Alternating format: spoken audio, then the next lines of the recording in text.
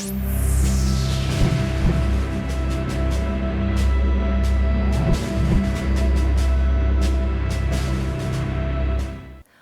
back to another episode of Meet the Scholars. I'm your host, Libby Krieger, and today I'm joined by Dr. Kristen Bergman Waha.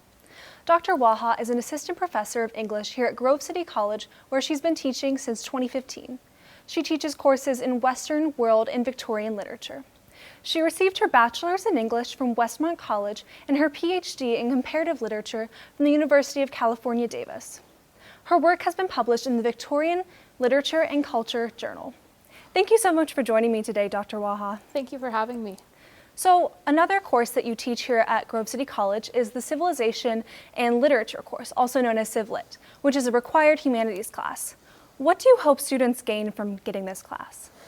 Yeah, I think one of the first things that I hope students are practicing when they're in that class is how to read well and how to read closely and carefully. So we're reading a lot of different genres. They're all literary genres, but poems and novels and short stories and looking closely at a graphic novel even. But I think what I'm hoping through students having to have slightly different reading strategies is looking closely at details, thinking about the quality of the language, but then having those details raise larger questions for them. So I think one of the benefits of a literature class is a place where students can slow down, because we're so focused on reading quickly, I think, in our society. Get the information and move on, right? But a literature class asks you to slow down and think about language and how it's used. Absolutely, and being able to slow down and critically think is such an important skill to be teaching. And it sounds like you're really able to incorporate a Christian worldview into that.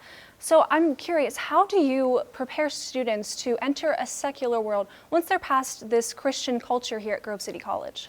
Yeah, in some ways I think it actually comes back to reading there too, in that a literature class, in order to read well, you have to stop and first ask, what is this person saying? How are they saying it? What are their biases, but also what are their insights, right? And I actually think that's a skill that Christians then can take to secular environments, can take to pluralistic situations where they're dealing with people from traditions, religious traditions or other traditions outside of Christianity. Being able to just first of all, listen to someone else's perspective, try to understand it as much as possible, and then be able to engage, right? Not just accept, but also critique, right? Find a way to make a connection while also offering what you think is a correction, right? In light of your own Christian worldview.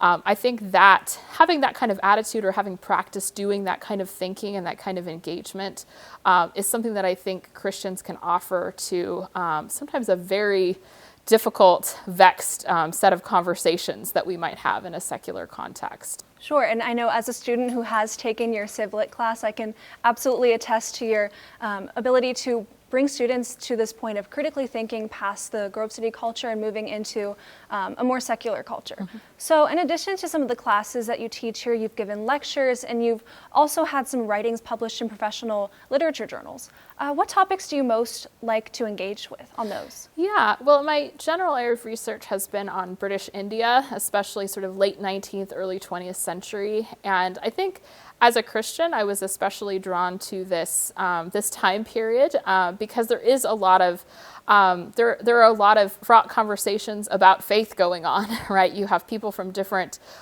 racial and cultural backgrounds who also come from different religious backgrounds. And so I focus largely on texts that deal with religious conversion and religious dialogue between different faiths, whether that's in a novel or an autobiography or some other text, largely prose works. So one author that I focused on in particular is an Indian author named A. Madhavaya. He wrote in both Tamil and English throughout his life, and although he remained a Hindu, he was very much interested in Christianity and engaged with Christian ideas and Christian doctrines and Christian ethics. And you can tell that he's trying to work out just what is there and what makes it a meaningful tradition.